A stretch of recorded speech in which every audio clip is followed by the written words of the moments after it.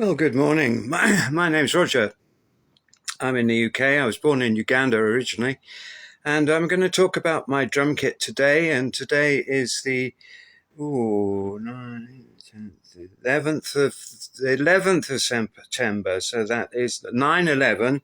If you do it our way, 9/11/23, September 11th. So I'm going to talk about my drum kit very quickly. There we are, I've talked about it. That's an Avidas, that's a Dream, that's a Pasty. These are from Wuhan. So these guys are from the Pasty and Wuhan. So there's a mixture. So here we have the very first time I can reveal my my kind of history with Fairlight, which started in 1982 to 83. And I always wanted one. There was a book that literally jumped out of Waterstone's bookshelf called The Musician and the Micro by Ray Hammond, who lived in Bath. And I was at Bath University, Bath College Higher Education. And it just literally jumped out at me. And it had a picture on the Fairlight. It looked extraordinary. It was a musical instrument, obviously it had a keyboard. But it also had an alphanumeric kind of computer keypad. Then it confusingly had a visual display unit, like a computer monitor that was green and black, very weird. And then it had a light pen, so you can actually put your pen on your screen and tell the computer, well, that's what, yeah, and there was a lightning coming down from it was a Fairlight Series 2.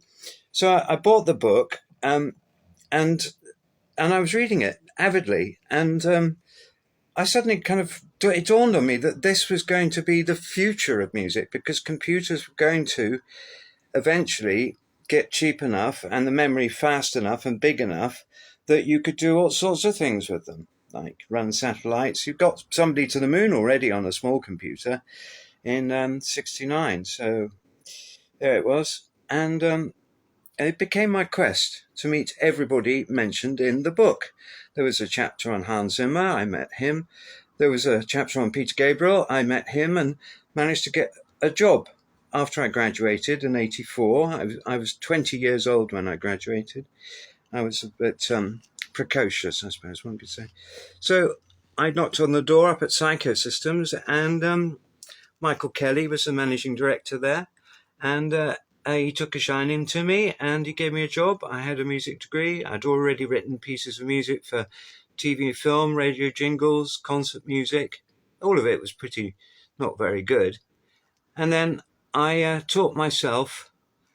I went down to Goldsmiths College because they had a Series 2 Fairlight, an 8-bit, 8-voice, 16 kilobytes of memory per voice, give you a very short period of time. At 14 kilobytes sampling, under a second.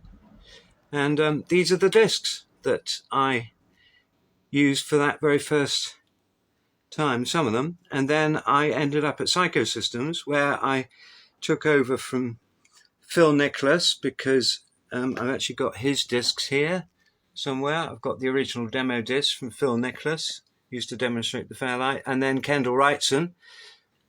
And Kendall got very involved in the emulator 2, which obviously, because it was portable, the Fairlight was 45 kilograms, just the CPU, and everything else weighed quite a lot and it was fragile. Here are some bits from the inside, rather significant bits, because you can see here on the right, there's a sample card.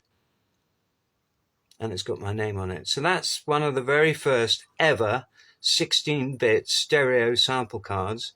And in mono, it could sample up to 100 kilohertz. In stereo, 50 kilohertz in 1985. There's memory. Lots of it. That's about £4,500 per each of these modules, these PCBs. So eventually, there's a system disk. That's my system disk. And I think above it, there we are. Above it, I have a copy of Kate Bush's system disk, because I kept all the spares for everybody. So we sold 54 of the Series 3 Fairlights. They were £69,000. And we had 54 very interesting people, like James Horner. He was lovely. Steve Levine, Trevor Horn. he was lovely, and he asked JJ to do his stuff. They were just really, really lovely people. Jonah Louie, Robin Scott, Peter Henderson, who got a Grammy when he was 21 for doing Supertramp. They were just super talented people, and they were all a bit, if I could say, they were just a little bit bonkers. And I'm a little bit bonkers, but I had a classical music degree, which kind of helped because not many of them did. And also, I've been using at college for for about 2 years. I've been using a system called an Alpha Centauri. And I use my father's BBC or Sinclair computer at home to write little programs like how to create a serial note row from just one line of 12 digits, 12 letters, 12 notes, and then it would just spew it out the other end as a 144 square matrix. So it helped me in my third year when I was 16 or 17, to do my homework because it was useful. Because I couldn't understand Schoenberg, but we had to study him post 1923 when he came up with the whole thing of every note being equal. Some people say it's like communism applied to music, which is quite funny. So there, for the very first time ever, I've managed to do this. You've got all my Fairlight backup discs from Series 2 and Series 3, and then the mystery things at the bottom here. These are digital audio tapes.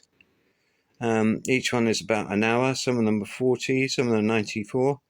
And that's about 200 hours of music that I've composed, produced, arranged, played on, got orchestras to play on, and all of that music there has been broadcast on the BBC or the National Geographic or Channel 4, ITV, Granada, National Geographic, NBC, New York, WNET 13, that was the Late Show, 999 was quite a well-known BBC public service program with Michael Burke. All the demos are here. I don't know, we zoom in. There's a drama series called Bugs. And there was a drama series written by Russell T. Davis called The Grand, which starred Tim Healy, who's the father of the 1975's lead singer, Matty, who's very sweet and was just literally down the road. Down there, about 3 minutes walk, is Peter Gabriel's Real World Studios, where it all started for me. Because if it hadn't been for Peter Gabriel and Tears for Fears, that's Peter's old Fairlight Series 3 keyboard, which unfortunately doesn't work, but I bought a spare, with help from Mike Large, who's the Director of Operations at Real World Holdings. He very kindly gave me some money at cost to buy up a spare, so that I managed to fix, about 18 months ago, up Peter Gabriel's Fairlight Series 3, because it hadn't worked for about 6 years, and took me about 3 months, but I got it working with help from Peter J. Wilk, Tim Curtis, Chris Blythe. Lots of people helped me. Just, we can do it now remotely. So that's that's the first time I've ever done it. And here's a quick view of my two Fairlights. I have two Series 3s, which are both 7 point. I've got a lovely new piano. And here, under here, in a nice temperate room, a reveal. There we go. Well, the one on the bottom is serial number 104. It's currently just needing to a bit of TLC. And this one is number 069, which is my one, which I used on the new album by Squid. And I used a bit, I've used this machine, I think every single day, this machine here, every single day since November 85 up to September 2003, every single day, because I never used to go on holiday. I was ever so boring. I still am pretty boring. So those are two Fairlight Series 3s. And they're just having a rest at the moment. This is the rest of my studio. And they all integrate through. They've got their own mixer there. Don't know if you can see that. Lovely little analog mixer. Got some old modules there. Good old MIDI JB1080. Got what's it called? It's a Kronos, and then I'm running Cubase 10, and I run Nuendo and Audacity and Melodyne here. This one, desktop, and then here I've got a lovely little piano which used to belong to Peter Gabriel. It's got real strings. It's a CP70. So the real strings.